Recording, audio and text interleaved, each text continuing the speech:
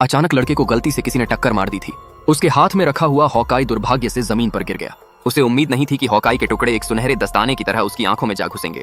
यह मत मानिए कि लड़के देवता की आंखों के माध्यम से जागृत हो सका।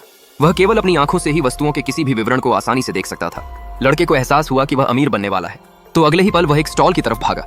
लड़के को तुरंत बेईमानी करने का विचार आया, इसलिए उसने बेतरतीब ढंग से 2 तांबे के सिक्के और असली चमड़ा उठाया और मालिक से पूछा कि यह कितने का है। कौन जानता था कि मालिक ने तो शेर की तरह मुंह खोलकर 5000 युआन मांग लिए।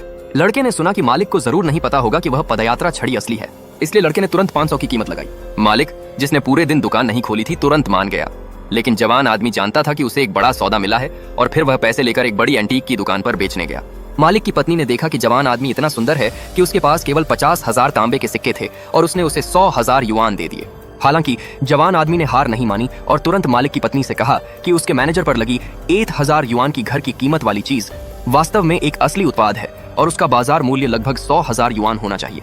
युआन का बात है। जवान आदमी फिर से शेयर बाजार में आया, लेकिन उसे बहुत देर तक कोई अच्छी चीज नहीं मिली। एक आदमी एक टूटा हुआ कटोरा लेकर आया और पूछा कि क्या वह इसे खरीदेगा। जवान आदमी ने देखा कि कटोरा जानबूझकर पुरानी दावत पर रखा गया था, लेकिन दूसरे व्यक्ति की कमर पर लटकने वाला जेड पेंडेंट एक अच्छी चीज थी, इसलिए जवान आदमी ने उसे एक तरफ बुलाया। फिर पूछा कि क्या वह अपनी कमर पर लटकने वाला पेंडेंट बेच रहा है। छोटे व्यापारी ने देखा कि जवान आदमी कीमत जानना चाहता है, तो उसने 1 मिलियन की कीमत खोली। लेकिन जवान आदमी ने देखा कि वह जरूर इस पेंडेंट का मूल्य नहीं समझता होगा। उसने कहा कि वह केवल $500 देने को तैयार है। उसे बेचना है तो बेचे या न बेचे।